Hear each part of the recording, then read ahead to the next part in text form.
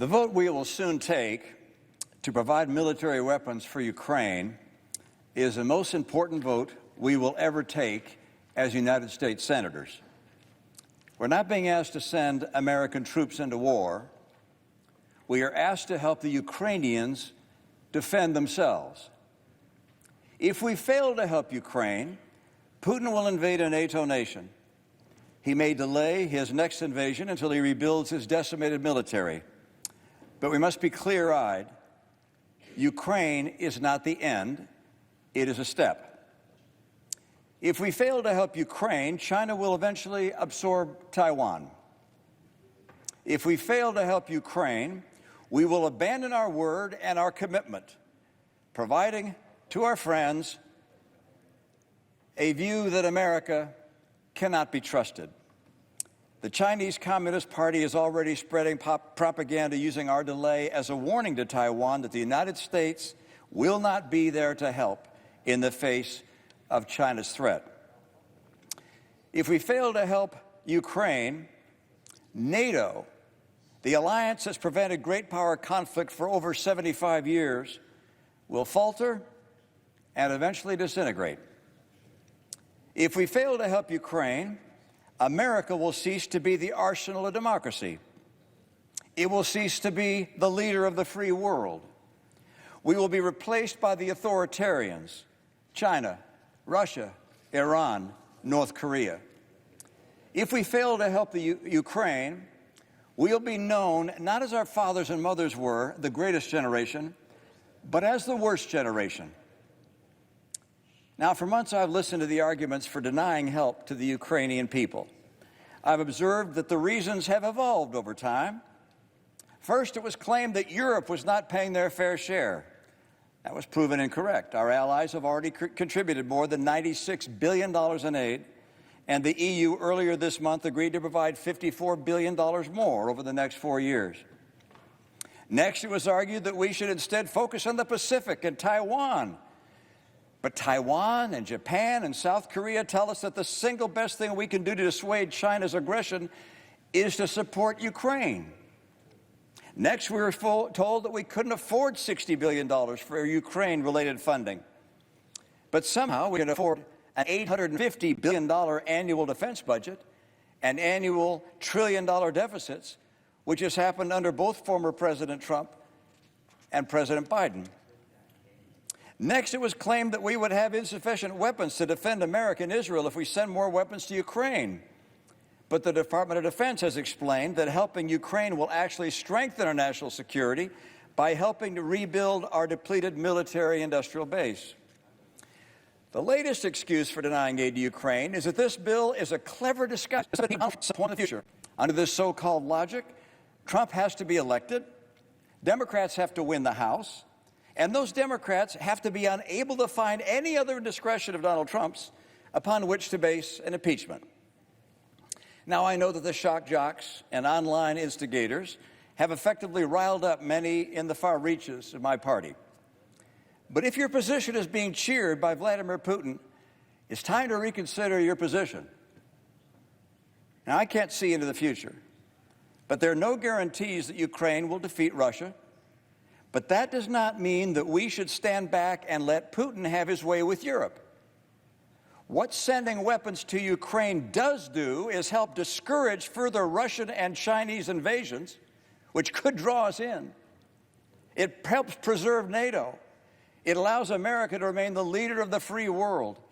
And it shows that we honor our word to our friends and allies. So that was Mitt Romney essentially dismantling his colleagues' arguments piece by piece that they give for not wanting to abide by our commitments on the international stage and defend American interests abroad. Now, I'm going to show you the rest of that speech in just a second, but first want to give you a little bit of context here. So the bipartisan border deal that was killed in the Senate by the MAGA faction of the Republican Party, which also included this aid package to Ukraine, Taiwan, and Israel, the Senate has now passed a separate supplemental bill which essentially nixes the border provisions and provides this critical aid to our allies. So this is what the MAGA Republicans asked for. They didn't want the bill provisions in the bill, and they asked for the aid to our allies be put in a separate supplemental bill. But now that it's passed the Senate and is going to the House, remarkably, Speaker Johnson is now saying, and I kid you not, that it is inadequate. And why? Because it doesn't contain provisions to protect our southern border. You cannot make this up. Here's the statement that Speaker Johnson just issued. House Republicans were crystal clear from the very beginning of discussions that any so-called national security supplemental legislation must recognize that national security begins at our own border. The House acted 10 months ago to help enact transformative policy change by passing the Secure Border Act, and since then, including today, the Senate has failed to meet the moment. The Senate did the right thing last week by rejecting the Ukraine, Taiwan, Gaza, Israel immigration legislation due to its insufficient border provisions, and it should have gone back to the drawing board to amend the current bill to include real border security provisions that would actually help end the ongoing catastrophe.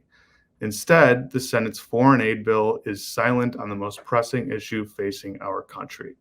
The mandate of national security supplemental legislation was to secure America's own border before sending additional foreign aid around the world. It is what the American people demand and deserve. Now, in the absence of having received any single border policy change from the Senate, the House will have to continue to work its own will on these important matters. America deserves better than the Senate's status quo. So remarkably, now Republicans are going back and saying that this supplemental bill is insufficient because it doesn't protect our southern border, and that that's actually what we need to focus on. They say that the previous bipartisan border bill was insufficient to protect the border. But you know who disagrees with them? The head of the Border Patrol Union, who is a literal Trump supporter. Here's what he had to say about the bill. The National Border Patrol Council is backing this border bill. In a statement to Fox, Brandon Judd, the president of the Border Patrol Union, says the Border Act will codify it into law, authorities that Border Patrol agents never had in the past. This will allow us to remove single adults expeditiously and without a lengthy judicial review.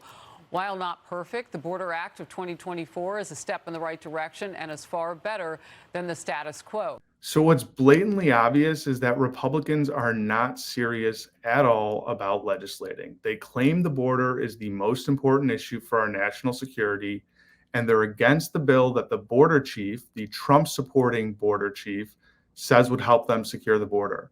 And now the bill to support our allies abroad as a standalone bill, which Republicans asked for, they wanted it separate from the bipartisan border bill, is insufficient because it doesn't contain provisions for securing the border. I mean, you cannot make this stuff up. This party is not serious about legislating. At least the MAGA faction is not serious about legislating. Now, here's the rest of Mitt Romney's speech he gave on the Senate floor. Lech Walesa, the first democratically elected president of Poland since 1926, and someone I've been fortunate enough to meet with, recently wrote to all the United States senators. He said this, quote, "You're obliged to assure a peaceful future for your children. Our grandchildren will never forgive us if we fail to stop Russia now. If the U.S. does not lead, nobody will." End of quote. Couldn't agree more. Helping a free people defend their freedom is simply the right thing to do. Thank you, Madam President. He's absolutely right. NATO was put in place for a very specific reason, to prevent global conflict and a world war. This bill isn't just the right thing to do.